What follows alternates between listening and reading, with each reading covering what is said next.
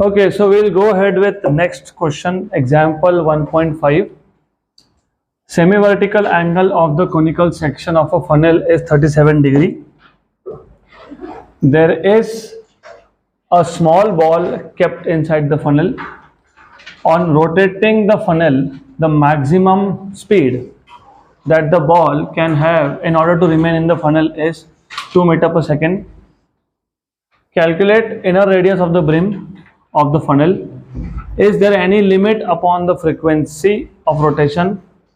How much is it? Is it a lower limit or a upper limit? Give a logical reasoning. Use G equal to 10 meter per second square and sin 37 0.6. तो पहले पूरा question अच्छे से समझ लो. Question में आपको बोला है semi vertical angle of the conical section of funnel is 37 degree. पहले तो फनल क्या होता है वो पता होना चाहिए. तो if you have seen, funnel मतलब ऐसा होता है, और फनल मतलब कोनिकल पेंडुलम का उल्टा. कोनिकल पेंडुलम में अगर आपको याद होगा वर्टेक्स ऊपर होता है और यहाँ पे वर्टेक्स नीचे है. अगर ये आपको समझ में आ गया तो मैं आपको बताता हूँ. फॉर एग्जाम्पल, अगर if you remember, conical pendulum में हमने tan theta equal to v square by are g derive किया था. याद आ रहा है क्या? tan theta equal to v square by are g. उस केस में कोनिकल पेंडुलम भी कोन था, सिर्फ उसका वर्टेक्स कहाँ था? ऊपर. यहाँ उल्टा बनेगा, फिर वर्टेक्स नीचे आ गया ना. यहाँ पे tan theta equal to r ji upon we square बनेगा. tan theta equal to r ji upon we square. अब ऐसा क्यों हुआ बताता हूँ मैं, पर पहले पूरा क्वेश्चन समझ लेते हैं. तो आपको बोला एक फनल है. ये फनल आपने घर में देखा होगा, हम लोग नॉर्मली पेट्रोल डालते वक्त भी यूज करते हैं, केरोसिन या पेट्रोल. तो दिस इज फनल. इसका जो सेमी वर्टिकल एंगल है, semi vertical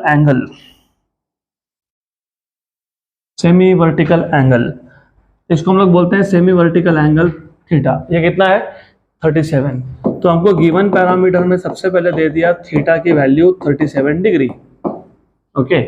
there is a small ball kept inside the funnel. इस फनल के अंदर एक स्मॉल बॉल है. लेट अस से यहाँ पे एक बॉल है. ओके. तो ये एक स्मॉल बॉल है, इमेजिन कर लो ये फनल के अंदर है, यहाँ पे है. अंदर भी हो सकता है पर मैं यहाँ पे ले रहा हूँ. गुड. तो यहाँ पे एक बॉल है. On rotating the funnel, the maximum speed the ball can have in order to remain inside the funnel is. तो maximum speed of the ball Vmax ये हो सकता है 2 मीटर पर सेकेंड. इसका मतलब अगर 2 मीटर पर सेकेंड से ज़्यादा स्पीड हुआ तो ये जो बॉल है ये फनल के बाहर आ जाएगा. तो क्वेश्चन पूरा समझ लेना पहले अच्छे से. आप जब फनल को रोटेट करोगे तो बॉल सर्कुलर मोशन परफॉर्म करेगा, तो उसमें उसका जो मैक्सिमम स्पीड है वो कितना हो सकता है? 2 मीटर पर सेकेंड. अगर ज़्यादा हो गया तो ball will come out from the funnel. आगे बोला है calculate the inner radius of the brim. मतलब आपको ये रेडियस निकालना है.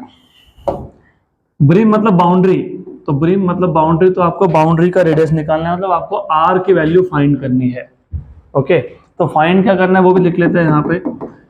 सबसे पहले आपको फाइंड करने के लिए बोला है रेडियस ऑफ द ब्रिम मतलब आर. आगे बोला है is there any limit upon the frequency of rotation? how much is it? मतलब तुमको पहले फ्रीक्वेंसी फाइंड करना है, तो आपको फ्रीक्वेंसी फाइंड करना है n.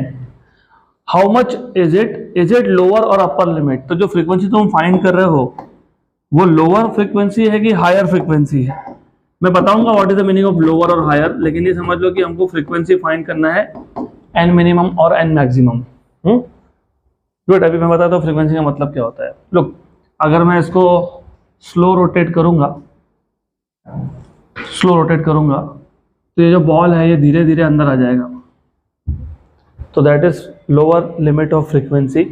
अगर इसको मैं फास्ट रोटेट करूंगा, फास्ट, तो हो सकता है कि बॉल बाहर चला जाए.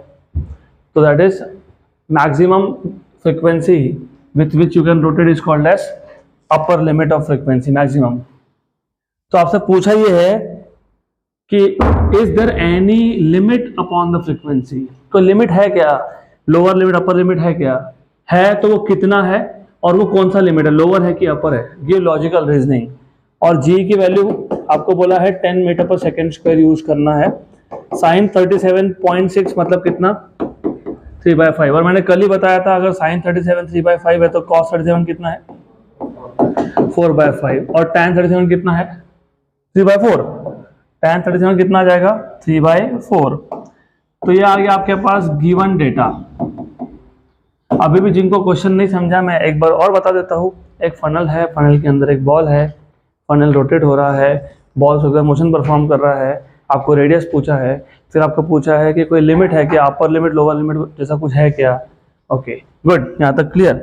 अब सबसे पहले आपको ये पता होना चाहिए जब बॉल इस फनल के अंदर होगा तो उस केस में फोर्सेस कौन से हैं। जैसे कॉनिकल पेंडुलम कौन से फोर्सेस थे, एक था वेट mg डाउनवर्ड्स, तो यहाँ पे भी वेट mg डाउनवर्ड्स होगा, वेट mg डाउनवर्ड्स होगा यहाँ पे भी।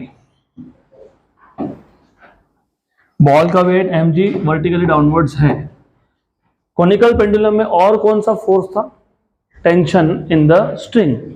करेक्ट, टेंशन तब होता है जब स्ट्रिंग हो, रस्सी हो। यहाँ पे रस्सी है क्या, यहाँ तो बॉल फिजिकल कांटेक्ट में है, तुम भी फिजिकल कांटेक्ट में हो, किसके साथ, बेंच के साथ। तो बेंच तुम पे कौन सा फोर्स लगा रहा है, नॉर्मल रिएक्शन। तो ये सरफेस भी इस पे क्या लगाएगा, नॉर्मल रिएक्शन। और normal reaction is always perpendicular, normal to the surface in contact, ये नॉर्मल रिएक्शन आ गया।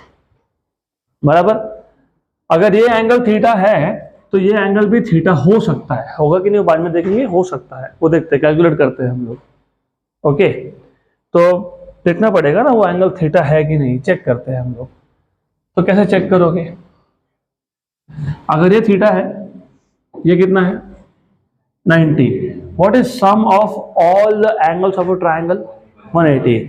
तो theta plus 90 plus sum angle x, theta plus 90 plus sum angle x equal to, तो x कितना आ गया 90 माइनस थीटा। ये angle कितना है 90 माइनस थीटा, और ये टोटल एंगल कितना है, ये यहां से यहां तक, अरे ये यहां से यहां तक 90 है ना, 90 है, वेरी गुड। वो एंगल 90 है, इसका मतलब समझ में आया। अगर ये पूरा एंगल 90 है, उसमें से 90 माइनस थीटा है, तो ये जो बचा हुआ एंगल ये पता कितना होता है, थीटा होता है। तो ये एंगल थीटा है, वो नहीं, this is 90 minus theta. Good, तो एंगल्स पहले वर्कआउट कर लो, नहीं तो आंसर गलत हो जाएगा आपका। तो ये एंगल थीटा आ गया, ये थीटा आ गया, गुड। फिर ये कौन सा कंपोनेंट है, कॉस, कैसे साइन ना, ये कॉस होगा ना, एंगल को एडजेसेंट कौन सा कंपोनेंट होता है, कॉस। तो ये कौन है, एन कॉस, और ये कौन है, एन साइन। चलो मैं ट्रिक बताता हूं आपको। कॉनिकल पेंडुलम में mg को कौन बैलेंस कर रहा था, कॉनिकल पेंडुलम में mg को t cos थीटा बैलेंस करता है। कौन बैलेंस करता है, कॉनिकल पेंडुलम का वर्टेक्स कहाँ था, ऊपर, इसका कहाँ है, उस केस में सेंट्रीपिटल फोर्स कौन प्रोवाइड कर रहा था।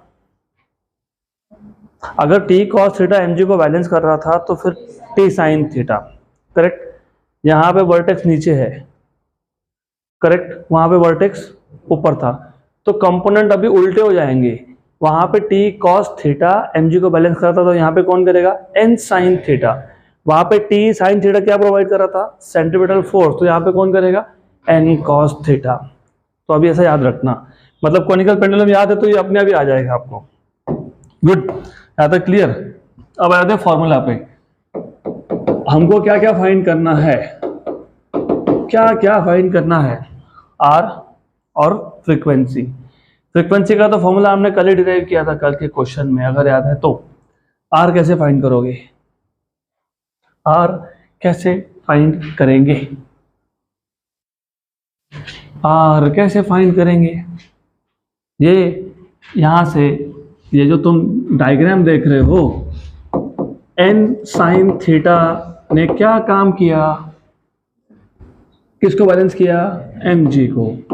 n cos थीटा ने क्या काम किया, सेंट्रीपिटल फोर्स। दोनों को डिवाइड कर देंगे तो क्या बन जाएगा, tan थीटा, क्योंकि तुम ऐसा लिखोगे ना, n sin theta upon n cos theta equal to mg upon mv square by r।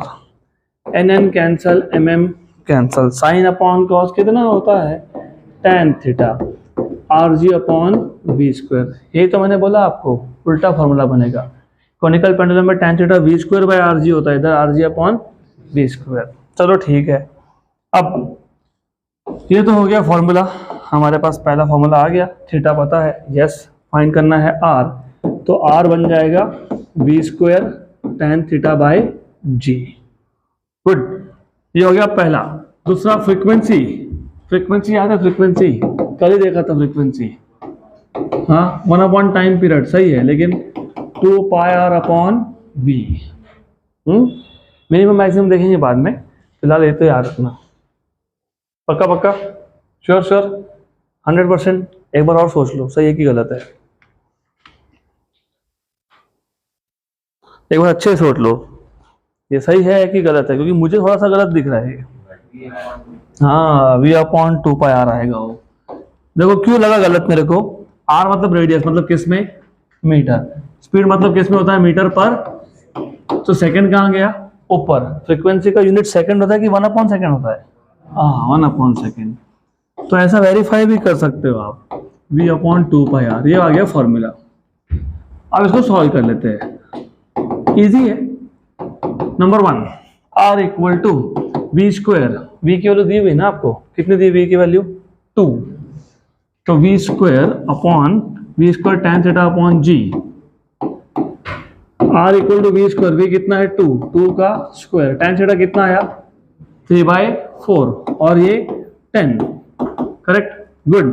तो 2 square is 4 into 3 upon 4 into 10, 4 4 cancel, 3/10 कितना होता है 0.3, तो 0.3 मीटर इज द रेडियस। हो गया सॉल्व। अब फ्रीक्वेंसी की बात कर लेते हैं। फ्रीक्वेंसी सॉल्व करने के लिए या फाइंड करने के लिए तुमको पहले लिमिट्स पता होने चाहिए। मैथ्स में हुआ क्या लिमिट्स आपका? मैथ्स में लिमिट्स नहीं हुआ, ऐसा कैसे हो सकता है? 11 में था ना, हाँ, तो लिमिट्स तो होना चाहिए। चलो कोई बात नहीं, नहीं पता तो कोई दिक्कत नहीं है, थोड़ा सा भी मैथ्स रिवाइज कर लेना। व्हाट इज अगर मेरे पास 0/0 फॉर्म आया, 0/0 फॉर्म, तो उसका लिमिट क्या होता है?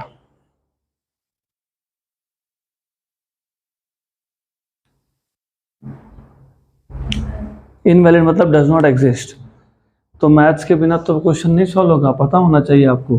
तो n इक्वल टू, चलो ठीक है कोई बात नहीं, अब नहीं पता तो नहीं पता, थोड़ा अच्छे सोचो और समझ लो। अब यही तो प्रॉब्लम है, फिजिक्स का प्रॉब्लम ही नहीं है, प्रॉब्लम मैथ्स का है, और फिजिक्स डिफिकल्ट लगता है क्योंकि मैथ्स नहीं पता, अब क्या करेंगे फिर। देखो ऐसा है, फ्रीक्वेंसी और रेडियस में रिलेशन डायरेक्टली है कि इनवर्स है? इनवर्स है, वेरी गुड। अगर मैं मिनिमम फ्रीक्वेंसी की बात कर रहा हूं तो यहां पे मैं क्या लिखूंगा? मैक्सिमम। और अगर मैं उल्टा कर रहा हूं, अगर मैं मैक्सिमम फ्रीक्वेंसी की बात कर रहा हूं, मैक्सिमम की, तो यहां क्या लिखूंगा? मिनिमम। वेरी गुड, सही है, करेक्ट। और 1 मिनट के लिए, सिर्फ 1 मिनट के लिए एक काम करो, n को कांस्टेंट मान लो। क्या मान लोगे? कांस्टेंट। और n को शिफ्ट करके r को यहां लाओ। अब बताओ r और v में रिलेशन कैसा है? डायरेक्ट की इनवर्स? तो अगर r मिनिमम तो v भी क्या लिखूंगा मैं? मिनिमम। वेरी गुड, समझ में आ गया? अब अगर मैं n फ्रीक्वेंसी मिनिमम की बात कर रहा हूं तो फॉर्मूला बता दो। अब क्या लिखेंगे? v मैक्स अपॉन 2 पाई r मैक्स। इनवर्स रिलेशन जब होता है ना, रेडियस अगर मिनिमम है तो फ्रीक्वेंसी मैक्सिमम है, रेडियस मैक्सिमम है तो फ्रीक्वेंसी मिनिमम है। और v और r का रिलेशन क्या था? डायरेक्ट था, डायरेक्ट। r मिनिमम तो v भी मिनिमम, r मैक्सिमम तो v भी मैक्सिमम। क्योंकि क्वेश्चन में क्या पूछा था? क्वेश्चन पूछा है कोई लिमिट है क्या, पहले ये बताओ। अगर है तो कितना है और कौन सा है? How much is it lower और अपर लिमिट? तो हमको पहले देखना पड़ेगा कि लिमिट है कि नहीं है, तो कितना है, और लोअर है कि अपर है। अगर बोलूंगा लोअर है तो बताओ लोअर क्यों है, अपर है तो बोलेंगे बताओ अपर क्यों, क्योंकि आगे बोला है गियोलॉजिकल रीजनिंग। यहाँ तक क्लियर? अब आर मिनिमम का मतलब क्या होता है? आर मिनिमम मतलब रेडियस मिनिमम, रेडियस मिनिमम, सही है ना? तो मेरे पास जो पार्टिकल था ये उसका मैक्सिमम रेडियस है। अगर ये पार्टिकल नीचे होता तो रेडियस कम होता, और नीचे होता तो रेडियस और भी कम होता, और नीचे होता तो रेडियस और भी कम होता, और एकदम यहां पे होता तो रेडियस होता ही नहीं। इसका मतलब पार्टिकल मूव हो रहा है क्या? नहीं। तो रेडियस 0 मतलब वेलोसिटी भी। Very good, very good. तो इसको हम मैथ्स की लैंग्वेज में लिखते हैं एज रेडियस टेंड्स टू 0। जैसे जैसे रेडियस 0 होने लगा, tends to, speed tends to 0। ये मैथमेटिक्स की भाषा है। रेडियस जैसे कम हो रहा है मतलब स्पीड भी कम हो रहा है। रेडियस 0 है तो स्पीड भी क्या हो रहा है? 0 हो रहा है। बराबर, यहां तक क्लियर? तो अगर r की वैल्यू 0 हो रही है तो v की वैल्यू भी क्या हो रही है? 0। तो एक बात बताओ, यहां पे कौन सा फॉर्म आएगा?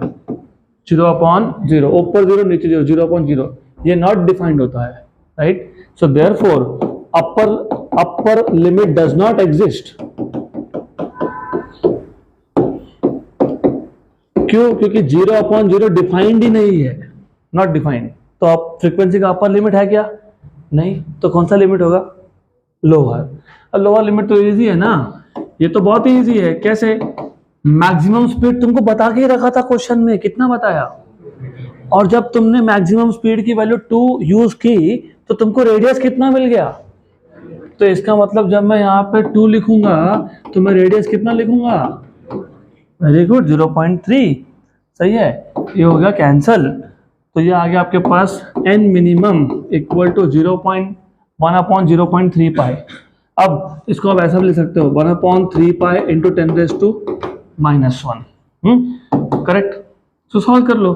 10 ऊपर गया, 3 पाई। आपको पता है 1/पाई कितना होता है? मैंने बताया था बहुत बार। व्हाट इज पाई का वैल्यू? 3.14। 1/पाई होता है 0.318। 0.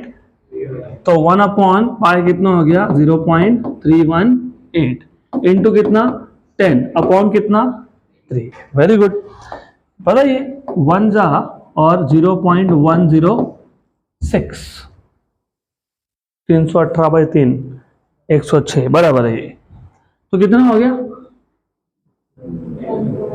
1.06 हर्ट्ज। क्योंकि क्या फाइंड कर रहे हो? फ्रीक्वेंसी। तो कितना फ्रीक्वेंसी? 1। अप्रोक्सीमेटली कितना? 1। तो कौन सा फ्रीक्वेंसी एग्जिस्ट नहीं करता? क्यों नहीं करता? 0.0। और कौन सा एग्जिस्ट करता है? लोअर। कितना आया? 1। क्लियर? गुड, हो गया।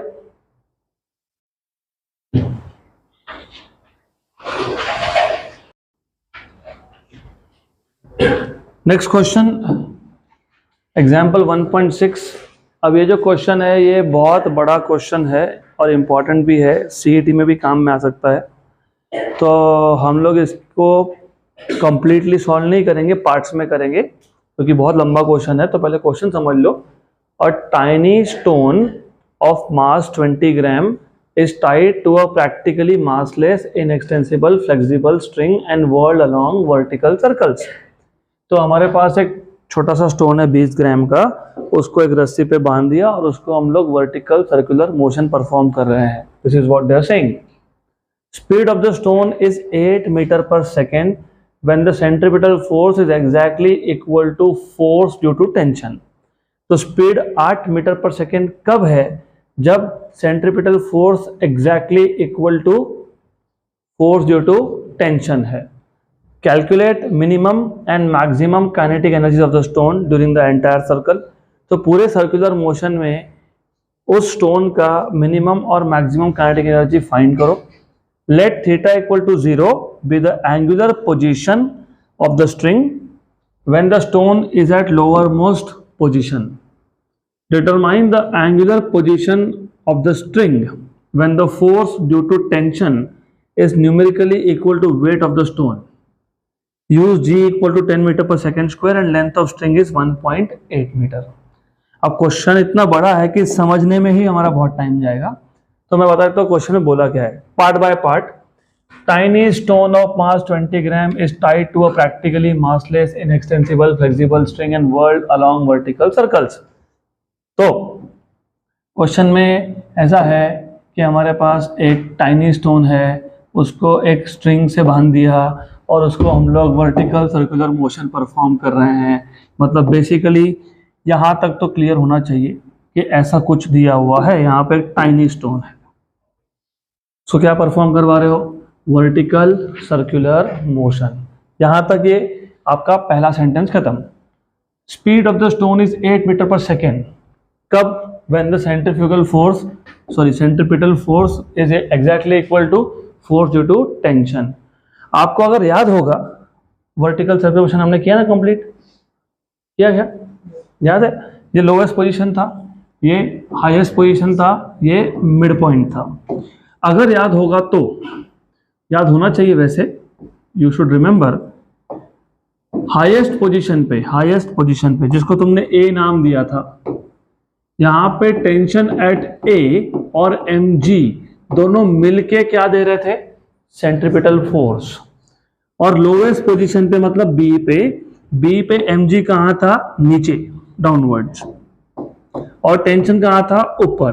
तो यहां पे tb माइनस mg क्या प्रोवाइड कर रहा था? Centripetal force. यहाँ पे TA प्लस mg, यहाँ पे tb माइनस mg, और ये सी पोजीशन था। यहां पे अगर आपको याद होगा mg नीचे है और टेंशन टुवर्ड्स द सेंटर है। यहां पे टेंशन अकेला क्या कर रहा था? सेंट्रीपिटल फोर्स प्रोवाइड कर रहा था। यहाँ पे TA plus mg centripetal force provide कर रहा था, यहाँ पे tb minus mg centripetal force provide कर रहा था, यहाँ पे टेंशन अकेला क्या कर रहा था? सेंट्रीपिटल फोर्स प्रोवाइड कर रहा था। अब पढ़ो, speed of the stone is 8 metre per second when the centripetal force is exactly equal to force due to tension. तो कौन से पॉइंट पे स्पीड बताया है? सी पे बताया है। Very good. तो अब आपको समझ में आएगा कि जो स्पीड है v equal to 8 metre per second, ये एट पॉइंट सी है, क्योंकि सी पॉइंट ऐसा है जहां पे टेंशन अकेला क्या प्रोवाइड करता है? Centripetal force. बराबर, गुड। अब आगे पूछा है calculate minimum and maximum kinetic energy of the stone. तो आपको फाइंड करने के लिए बोला है minimum and maximum kinetic energy, minimum and maximum kinetic energy of the stone. अब आगे क्या बोला है? Let theta equal to 0 be the angular position of the string when the stone is at lowest position, lowermost position. तो जब stone अपने lower most position, मतलब कौन से पोजीशन? बी पे होगा, तो एंगल कितना है? 0। मतलब तुमको ये बोल रहे हैं, नॉर्मली हम एंगल कहां से मेजर करते हैं? एक्स एक्सिस, ऐसे करते हो ना। इसको 90 बोलते हो, इसको बोलते हो 180, इसको बोलते हो 270, इसको बोलते हो। इन्होंने बोला है कि यहां से मेजर करो, एक्स एक्सिस से नहीं, या नीचे से मेजर करो। ये एंगल कितना है? 0, ये 45, ये 90, ये 180, ये 270, ये 360। तो ऐसा उनका बोलने का मतलब है। तो क्वेश्चन में उन्होंने बोला ऐसा कि तुम एंगल वर्टिकली डाउनवर्ड से मेजर करो, एक्स से मत करो। Determine the angular position of the string when the force due to tension is numerically equal to weight of the stone. तो determine the angular position of the string मतलब ऐसा angle find करो। अब मुझे पता नहीं वो एंगल कहाँ आएगा, यहां भी आ सकता है, यहां भी आ सकता है, यहां भी आ सकता है। मैं फिलहाल ऐसा ले लेता हूं कि यहां पे आ गया, इमेजिन। तो ये एक ऐसा पोजीशन है जिसको मैं एक्स बोल देता हूं, एक्स पोजीशन पे क्या हो रहा है? क्या हुआ है? डिटरमाइन द एंगुलर पोजीशन मतलब क्या फाइंड करना है? थीटा। थीटा कब फाइंड करना है? कौन से कंडीशन में थीटा फाइंड करना है? When the force due to tension is numerically equal to weight. तो थीटा फाइंड करो कब? जब टेंशन की वैल्यू इक्वल टू क्या आनी चाहिए? mg। क्वेश्चन समझा यहां तक? समझा क्वेश्चन? थोड़ा डिफिकल्ट है, लंबा क्वेश्चन है। और आपको लेंथ ऑफ द स्ट्रिंग दिया है, जी की वैल्यू भी दी है। जी की वैल्यू कितनी बोली है? 10 मीटर पर सेकेंड स्क्वायर, और लेंथ कितना दिया हुआ है? 1.8 मीटर। बराबर। तो मैं वापस एक बार क्वेश्चन बताता हूँ, थोड़ा लंबा है, कोई प्रॉब्लम नहीं है। वैसा स्ट्रिंग था, नीचे बॉल लगा दिया, स्टोन लगा दिया, मतलब उसको क्या परफॉर्म करवा रहे हो? Vertical circular motion. आपको पहले बता दिया था कि स्पीड 8 मीटर पर सेकेंड है। कब है? जब टेंशन अकेले ने क्या प्रोवाइड कर दिया? Centripetal force. वो कौन से पोजीशन पे होगा? सी पे। तो हमको स्पीड की वैल्यू 8 कहाँ मिल गई? सी पे। यहाँ तक क्लियर? फिर क्या पूछा है? आपसे पूछा है कि मिनिमम काइनेटिक एनर्जी बताओ, और क्या पूछा है? मैक्सिमम काइनेटिक एनर्जी बताओ, और क्या पूछा है? ऐसा एंगल बताओ जिस एंगल पे टेंशन की वैल्यू क्या होनी चाहिए? mg। बस इतना ही क्वेश्चन था। क्लियर? अब इसको सॉल्व कैसे करेंगे वो समझ लेते हैं। यहाँ तक क्लियर है ना? पक्का पक्का क्लियर है? Sure. Do you remember vertical circular motion में टॉप मोस्ट पोजिशन पे स्पीड सबसे कम होता है। काइनेटिक एनर्जी किस पे डिपेंड करता है? स्पीड पे।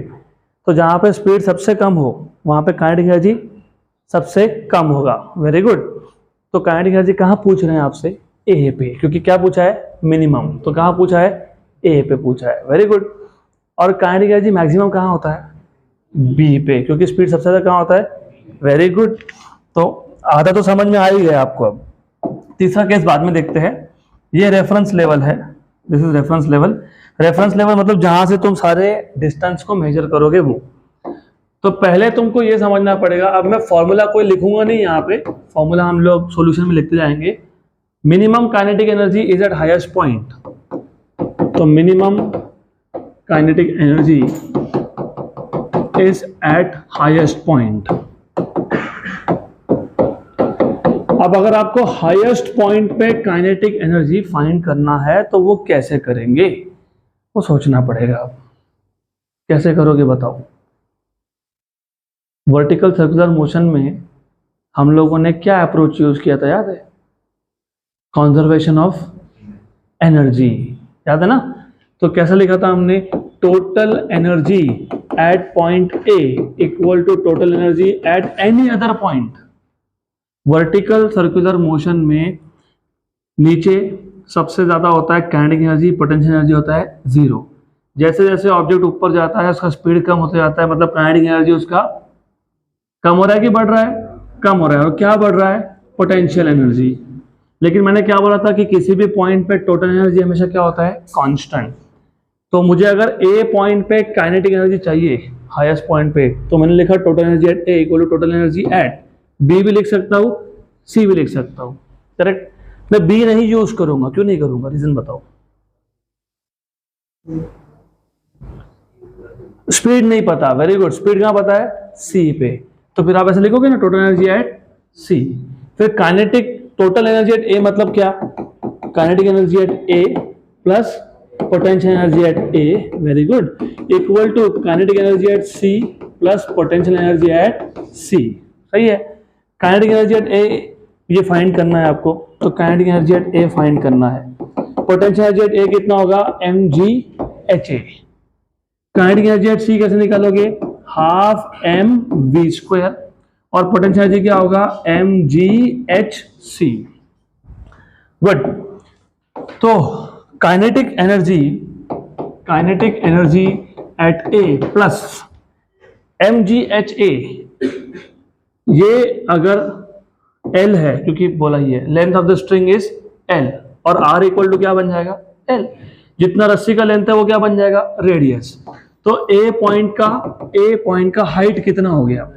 2L। Very good. तो यहां पे क्या लिखेंगे? mg into 2L equal to half mv²। Half mv²। v की वैल्यू कितनी दी हुई है? 8 दिया हुआ ना सी पॉइंट पे। mghc, सी पॉइंट का हाइट कितना है? सी पॉइंट का हाइट कितना है? रेडियस मतलब L, mgl। Very good. तो kinetic energy at A equal to 64 का 32 m plus mgl minus 2mgl, क्योंकि ये 2mgl को यहां पे लेके आएगा तो क्या हो गया? माइनस हो गया। तो कितना हो गया ये? 32m minus mgl। Very good. m फिलहाल निकाल लो बाहर। 32 माइनस gl। अब वैल्यू सब्स्टिट्यूट कर देंगे। m की वैल्यू कितनी थी? 20 ग्राम। 20 ग्राम था ना? यस। 20 ग्राम मतलब कितना किलोग्राम? 1 ग्राम मतलब कितना किलोग्राम? 10⁻³ मतलब इसको तुम 2 × 10⁻² लिख दो, किलोग्राम मास। तो ये वहां सब्स्टिट्यूट कर दो। m की जगह पे क्या लिखोगे? 2 × 10⁻²। 32। g की वैल्यू 10 लेने के लिए बोला है, और l का वैल्यू कितना है? 1.8। 10 × 1.8 18। 32 में से 18 गए 14। 14 2 जा 28। 28 × 10⁻² मतलब 0.28 जूल। तो आपको मिल गया कहाँ पे काइनेटिक एनर्जी, ए पॉइंट पे, right. Therefore kinetic energy at A, और ए पे काइनेटिक एनर्जी क्या था, मिनिमम था, तो कितना आ गया 0.28 जूल। हो गया सॉल्व, यहाँ तक हो गया है ना। मजा आ रहा है फिजिक्स क्वेश्चन में। देखो फिजिक्स के क्वेश्चन इजी होते हैं, सिर्फ प्रॉब्लम ये है ना कि आपको कॉन्सेप्ट्स पता होना चाहिए, बिना थ्योरी के नहीं होगा ये सब, तो थ्योरी पता होना चाहिए। अब क्या फाइंड करना है, मैक्सिमम। अब तुम बता दो मैक्सिमम कहाँ होगा, बी पॉइंट। फिर वही सेम लॉजिक, सेम लॉजिक। अब मैं आपको थोड़ा सा यहाँ पे और एक हेल्प करता हूँ। देखो ऐसा है, तुमने ए पॉइंट पे फाइंड कर लिया काइनेटिक एनर्जी, पोटेंशियल भी फाइंड कर लो। What is potential energy at A, M G into 2L, क्योंकि हाइट कितना था 2L, एम कितना है 2 इंटू 10⁻², और जी कितना है 10 इंटू 2 इंटू 1.8, करेक्ट। देखो 2 इंटू 2 4 याद रखना, 4 इंटू 1.8 7.2, कितना 7.2, 10⁻² और 10⁻⁻1, तो 7.2 इंटू 10⁻⁻1 मतलब कितना हो गया 0.72 जूल। गुड। पोटेंशियल एट ए कितना है 0.72, काइनेटिक कितना है 0.2 है, तो टोटल कितना है, टोटल कितना है 1। ओके, तो टोटल एनर्जी आ जाएगा पोटेंशियल प्लस काइनेटिक, तो ये हो जाएगा 1 जूल। अब इसको यूज कर लेंगे हम लोग। तुमको क्या फाइंड करना था, मैक्सिमम काइनेटिक एनर्जी कौन से पॉइंट पे आएगा, बी पे। तो लिख लेता हूं पहले, maximum kinetic energy, maximum kinetic energy is at point B. Therefore मैं ऐसे लिख सकता हूं क्या, total energy at B equal to total energy at A. अब एट ए क्यों लिख रहा हूं, क्योंकि फाइंड किया ना कितना है 1। सी भी लिख सकता था मैं, लेकिन तुमने फाइंड किस पे कर लिया, ए पे, तो फिर कैलकुलेशन कम हो जाएंगे हमारे। What is total energy at B, kinetic energy at B plus potential energy at B equal to कितना लिखूं 1 जूल। ठीक, करेक्ट, पक्का, clear, sure, 100%। What is potential energy at B, 0, क्योंकि बी का हाइट कितना है 0, तो बी पे कितना आ गया 1 जूल, क्योंकि पोटेंशियल क्या हो गया 0। तो मैक्सिमम काइनेटिक एनर्जी कितना है 1 जूल। हो गया, ये 2 पार्ट हो गए। अब आखिरी पार्ट में क्या पूछा था, आपको पूछा था थीटा बताओ, कब बताओ, जब टेंशन की वैल्यू क्या हो जाए mg। अब ये थोड़ा सा क्रिटिकल है, तो लेंदी भी है, क्रिटिकल भी है, तो अब अच्छे से ध्यान देना, अब ज्यादा ध्यान देना पड़ेगा, तो वो देख लेते हैं। अब मैं डायग्राम वापस ड्रॉ कर लेता हूं। और ऐसे क्वेश्चन ना सीईटी में भी आ सकते हैं और आए हैं पहले, तो पता होना चाहिए। ये था आपका वर्टिकल पोजीशन, जो एंगल 0 वाला है। तो याद रखना दिस इज एंगल 0। मान लेते हैं इस पोजीशन पे, यहाँ पे मैंने आपको कंपोनेंट्स तो बता ही दिए, नहीं तो वापस बता देता हूँ, मैं ऐसा ड्रॉ कर लेता हूँ। याद रखना, अब ये क्या है mg है, तो एक काम करेंगे, जस्ट अ मिनट, ओके, इसको ऐसा mg दिखा देंगे, और ये जो लाइन है ना, इसको थोड़ा सा मैं ऐसा एक्सटेंड कर लेता हूँ, बढ़ा लेता हूँ। ये एंगल थीटा है, तो ये एंगल कितना है थीटा। क्यों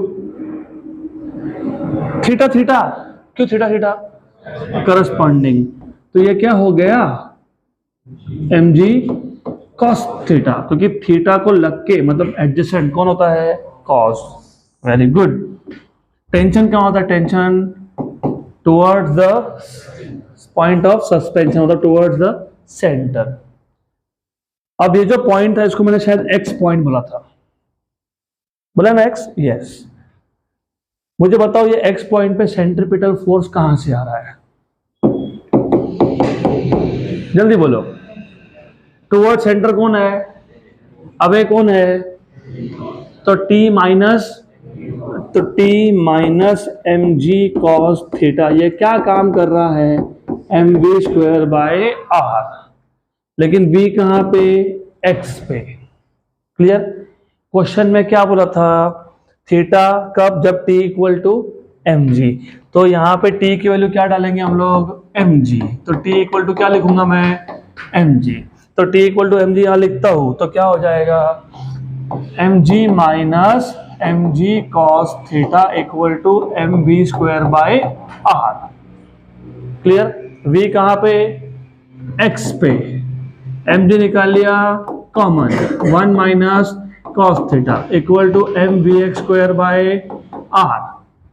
अब क्वेश्चन सॉल्व कैसे करना ये बहुत इंपॉर्टेंट है। देखो अब ऐसा है, तुमको क्या चाहिए, क्या पूछा तुमसे, क्या पूछा है, थीटा पूछा है ना।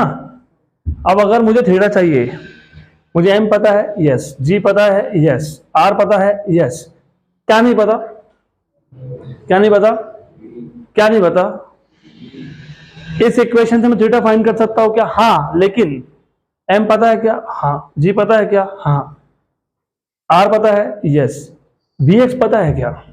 तो अगर मुझे vx मिल जाएगा तो मेरा क्वेश्चन सॉल्व हो जाएगा, बराबर।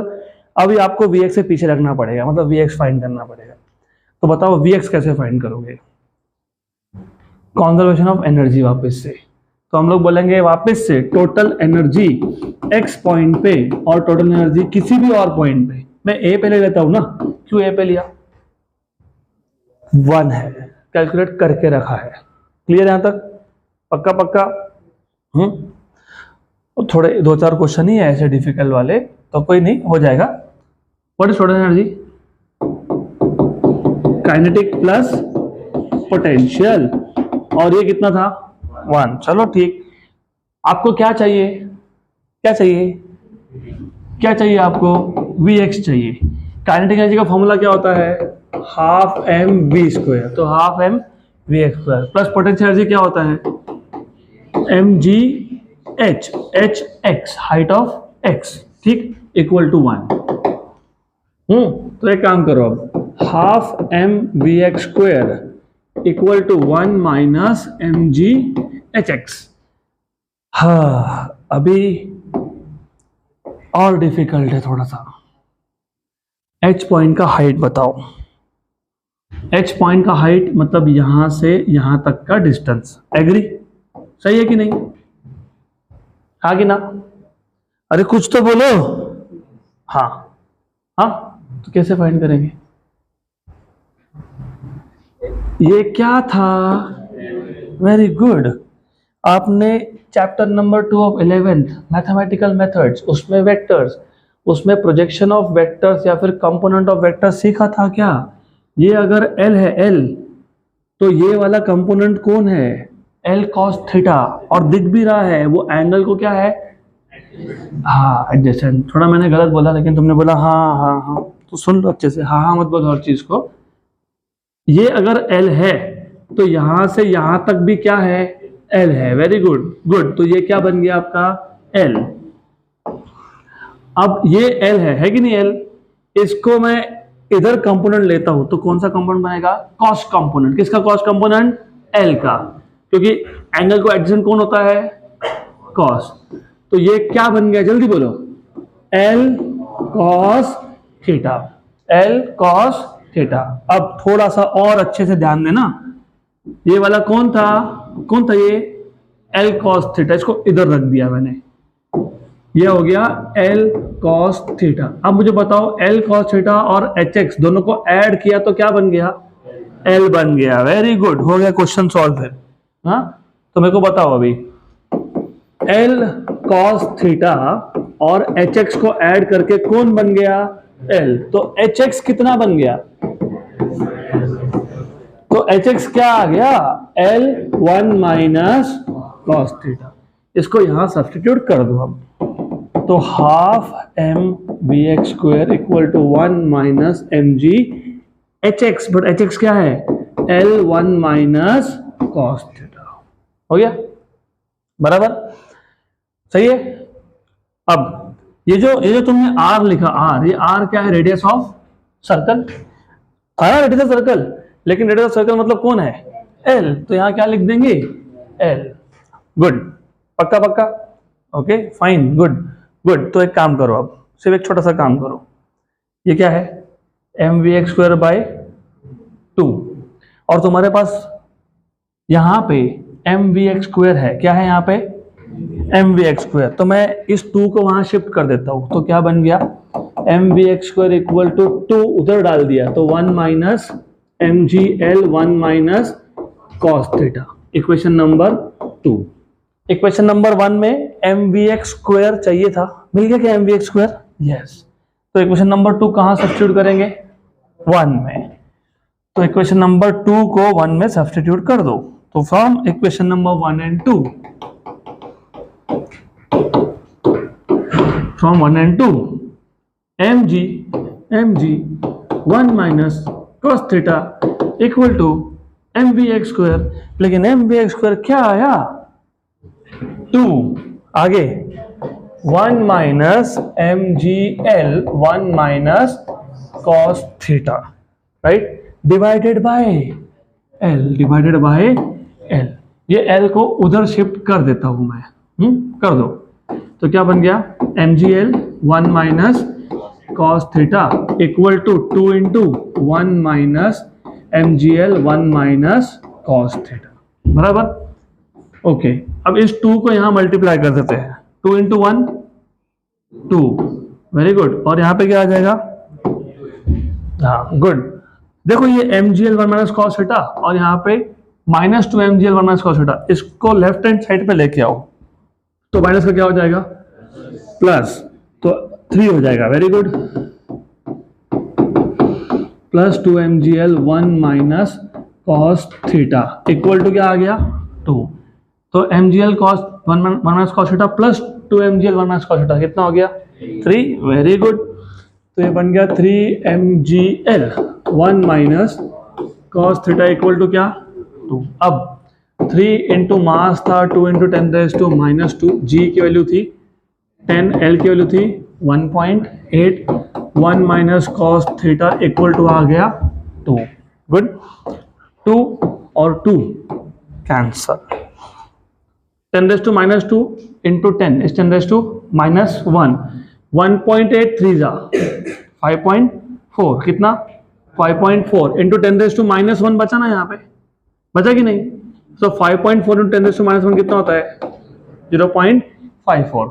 अब 0.54 को मैं ऐसा लिख सकता हूँ कि 54/100 लिख सकता हूँ, मैं स्पीड थोड़ी स्लो डाउन कर देता हूँ, कोई बात नहीं, 1-2 स्टेप बढ़ा लेंगे, कोई इशू नहीं है। 1.8 into 3 5.4, 10 raise to minus 2 10 raise to 1, तो 10 raise to minus 1, 1 minus cos theta equal to 1, correct, सही है, इसको वहां शिफ्ट कर दो, तो 1 minus cos theta equal to 1 upon 5.4 into 10 raise to minus 1। अब ऐसा कर सकते हैं क्या, ये जो है इसको पॉइंट हटा सकते हैं क्या, यस, ये ऊपर जाएगा, क्या हो जाएगा 100/54, 100/54 मतलब 27 जा और 50 जा, चलता है ना, यहाँ ध्यान दो, मैंने पहले ही बोल दिया था लंबा क्वेश्चन है, ध्यान दो, मैं यहाँ लिख रहा हूँ, तुम पीछे कुछ और ही चल रहा है तुम लोगों का, यहाँ ध्यान दो, 1 माइनस इसको वहां कर दिया तो माइनस हो गया 50/27 equal to cos theta, 27 minus 50 कितना होता है माइनस 23/27 cos थीटा, माइनस आया। आपको पता है पहले क्वाड्रेंट में ऑल पॉजिटिव होता है, साइन भी कॉस भी, दूसरे क्वाड्रेंट में साइन पॉजिटिव होता है कॉस नेगेटिव होता है, तो यहाँ नेगेटिव आया ना, तो तुम्हारा जो एंगल है वो क्या आएगा ऑब्ट्यूस, मोर देन 90, क्योंकि कॉस की वैल्यू क्या आ गई नेगेटिव, वो फाइंड करेंगे हम लोग, डोंट वरी। कैलकुलेटर किसके लिए दिया है फिर हमको, 23 डिवाइडेड बाय 27 कितना हो गया 0.8518, माइनस साइन के साथ, माइनस साइन के साथ, तो cos theta equal to minus 0.8518। हाँ, जब तुम ये पूरा सॉल्व कर लोगे और ये वैल्यू फाइंड करोगे तो ये वैल्यू एग्जैक्ट आती है, आएगी, डोंट वरी, एग्जैक्ट वैल्यू आती है 148 degree 25 minutes, 148 degree and 25 minutes. हो गया क्वेश्चन खत्म, गुड, हो गया। अभी हम लोग जाएंगे प्रैक्टिस प्रॉब्लम नंबर 12 पे। तो next question practice problem number 12, क्योंकि बाकी के जो सॉल्व एग्जाम्पल्स है उसका अब तक थ्योरी बाकी है, तो वो थ्योरी जब करेंगे तब वो क्वेश्चन भी सॉल्व कर लेंगे। Question number 12, somehow an ant is stuck to the rim of a bicycle wheel of diameter 1 meter। Bicycle मतलब साइकिल का व्हील है, साइकिल के व्हील को एक चींटी एंट somehow stuck वहां पे अटक गई वो। और वो जो व्हील था उसका डायामीटर कितना दिया हुआ है 1 मीटर का। डायामीटर 1 मीटर मतलब रेडियस कितना हो गया 0.5 metre. While the bicycle is on central stand, जैसे आपकी गाड़ी को मेन स्टैंड होता है ना, मेन स्टैंड, साइड स्टैंड और मेन स्टैंड, तो यहाँ पे वो मेन स्टैंड को सेंट्रल स्टैंड बोलते हैं। तो जब बाइसिकल सेंट्रल स्टैंड पे है मतलब क्या, देखो आपको पता होगा अगर गाड़ी आप मेन स्टैंड पे लगा रहे हो तो टायर अच्छे से घुमा सकते हो। साइड स्टैंड में लगा के घुमाते हो क्या? नहीं, क्योंकि टायर वो रोड के साथ कांटेक्ट में होता है तो घूमेगा ही नहीं वो। तो हमने सेंट्रल स्टैंड पे लगाया और टायर घुमाएंगे, आप लिखा है while the bicycle is on central stand the wheel is set into rotation and it attains the frequency of 2 revolution per second in 10 second। RPS revolution per second कौन था? n की ओमेगा, n था, n कौन था? n। और इन्होंने बोला है अटेन्स मतलब अब हो गया, तो पहले कितना था? 0 था। तो पहले कितना था? 0 था। तो ओमेगा इनिशियल 2 पाई n इनिशियल ये भी क्या था? 0 था। कितना हो गया? कितना हो गया? 2 रिवोल्यूशंस पर सेकेंड। तो 2 रिवोल्यूशंस पर सेकेंड हो गया, तो ओमेगा फाइनल कितना मिलेगा? 2 पाई n फाइनल। तो 2 पाई इंटू 2 मतलब कितना हो गया? 4 पाई। कितने टाइम में हुआ ये? 10 सेकेंड में हुआ। ओके, आगे बोला है calculate the number of revolutions, मतलब फाइंड करो। क्या फाइंड करो? Number of revolutions. Calculate the number of revolutions completed by the ant in this 10 seconds. चींटी थी, व्हील को अटक गई थी, व्हील घुमा दिया, 10 सेकेंड में वेलोसिटी जो 0 था वो कितना हो गया? 4 पाई। इस 10 सेकेंड में चींटी ने कितने रिवोल्यूशंस कंप्लीट कर लिए, ऐसा क्वेश्चन है। Calculate the number of revolution completed by the ant in this 10 seconds. बराबर, गुड गुड। वो घुमा घुमा के पूछ रहे हैं, सीधा नहीं बोल रहे आपको कि चक्का कितनी बार घूम गया वो बता दो, चींटी कितनी बार घूमी वो बताओ। एक ही बात है ना, व्हील जितनी बार घूमेगा चींटी भी उतनी बार ही घूमेगा। Okay, time taken by it for first complete revolution, मतलब चींटी को पहला राउंड कंप्लीट करने में, मतलब चक्के को, व्हील को पहला राउंड कंप्लीट करने में कितना टाइम लगा? तो T first round and last complete revolution, पहले और आखिरी रिवोल्यूशन को कितना टाइम लगा, ऐसा आपसे पूछा है। ठीक, क्वेश्चन समझ में आया? पहले तो क्वेश्चन समझ में आना जरूरी है।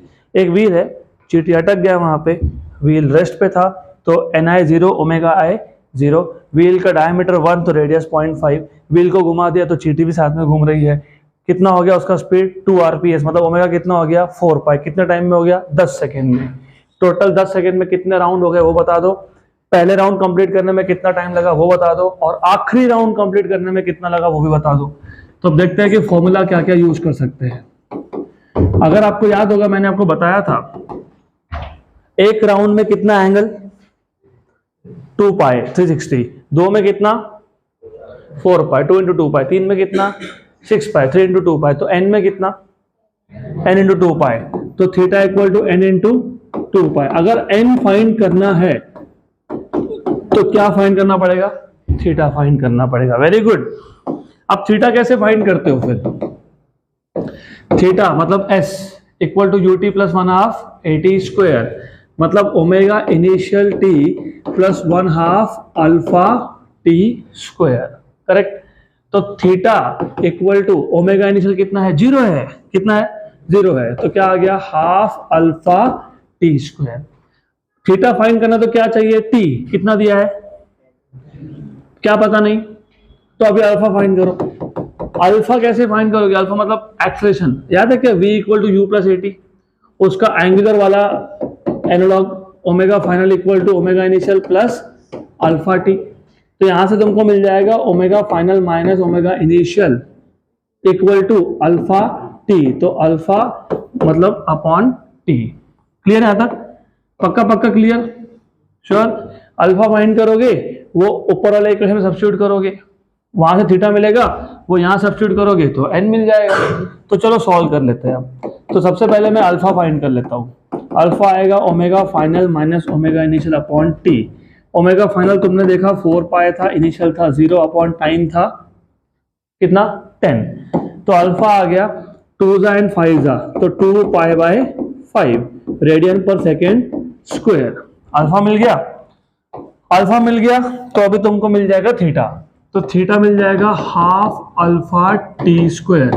अल्फा की वैल्यू कितनी आई 2 पाई बाय 5, टाइम कितना दिया हुआ है 10, n स्क्वायर, 2 और 2 कैंसल, पाई इंटू 100 बाय 5, 1 जा एंड 20 जा, तो थीटा कितना आ गया 20 पाई, 20 पाई। तो n कितना मिल जाएगा थीटा अपॉन 2 पाई, थीटा कितना आया 20 पाई बाई 2 पाई, कितना आ गया 10।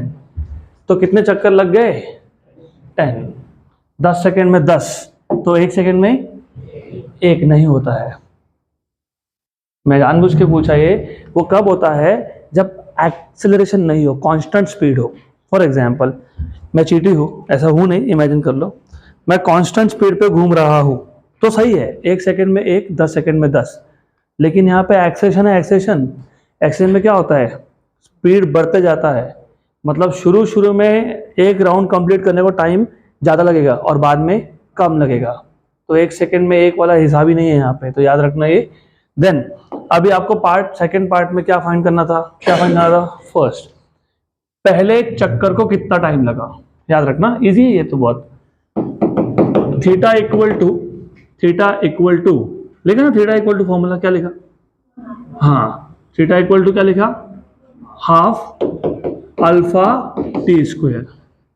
जब मैं पहले चक्कर की बात करूंगा, पहले चक्कर की फर्स्ट राउंड, मतलब एक चक्कर है ना, एक चक्कर में कितना एंगल होता है, नहीं पाई में बताओ ना, 2 पाई 1/2, अल्फा कितना था 2 pi by 5 T first square, सही है, करेक्ट है ना।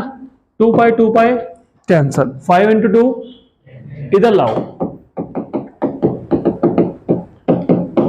कितना हो गया टी फर्स्ट स्क्वायर 10, तो टी फर्स्ट कितना होगा अंडर रूट ऑफ 10, तो रूट 10 सेकेंड्स। देखो आंसर क्या दिया हुआ है, या तो रूट 10 होगा या तो 3 पॉइंट समथिंग होगा, रूट 10 दिया है बराबर, ये पहले राउंड के लिए। और पूछे आखिरी राउंड में कितना, आखिरी टोटल राउंड कितने हैं 10।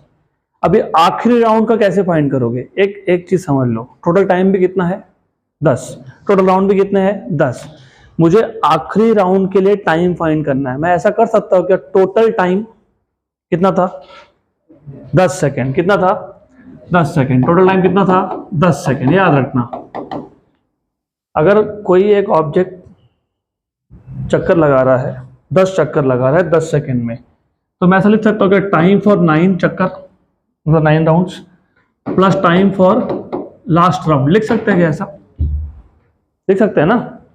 टोटल राउंड कितने थे 10 बराबर, तो 10 राउंड को मैं ऐसा बोल सकता हूँ कि 9 राउंड प्लस लास्ट राउंड बोल सकते हैं ना, 8 राउंड प्लस आखिरी के 2 राउंड बोल सकते हैं ऐसा, यस 7 राउंड प्लस आखिरी के 3 राउंड बोल सकते हैं ना।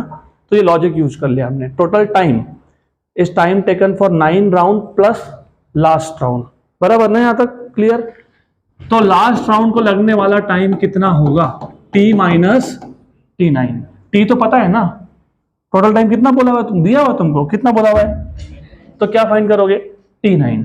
अब T9 कैसे फाइंड करोगे, वही इक्वेशन थीटा 9 चक्कर में कितना एंगल कवर हुआ, हाफ अल्फा T9 स्क्वायर, एक चक्कर में 2 पाए, 2 चक्कर में 2 इंटू 2 पाए, तो 9 राउंड में कितना 9 इंटू 2 पाए, हाफ 2 पाई बाय 5, 9 का स्क्वायर, गुड, कैंसल, एक नौ गया है ना, गलत लिखा है, हाँ बोल रहे हो, वो T9 तो फाइंड करना था ना, तो T9 ही तो फाइंड करना है, तो तुमने उधर 9 लिख दिया, ऐसा थोड़ी चलता है। क्या फाइंड करना है आपको, हाँ तो ऐसा कुछ भी मत लिखो, नहीं तो गड़बड़ हो जाएगी सारी। तो यहाँ से T9 का स्क्वायर कितना आ जाएगा, ये 10 और ये कितना है 90 है ना, 10 into 9 कितना हो गया, तो T9 कितना हो गया रूट ऑफ 90। रूट ऑफ 90 को मैं 9 into 10 लिख सकता हूँ क्या, तो कितना आ गया 3√10। वेरी गुड, सही है, हो गया। तो तुमको लास्ट आखिरी वाला T कितना था 10, कितना था 10, उसमें से कितना है 3√10 बराबर। क्या दिया आंसर 0 बराबर है। 10 माइनस 3√10, √10 की वैल्यू मैंने अभी बोली कितनी आती है, अभी तो बोली 3 पॉइंट समथिंग आता है ना, 3.14 के आसपास आता है। 10 का रूट कितना आया, इनटू क्या करोगे 3 करोगे, कितना आ गया 9.4868। इसको किस में से माइनस करोगे 10 में से, तो कितना आ गया 0.5131। उन्होंने कितना दिया हुआ है 0.51, हाँ ठीक है ना, फिर 0.5131 सेकेंड हो गया। तो ऐसा ये क्वेश्चन सॉल्व होगा। तो दैट्स इट फॉर टुडे।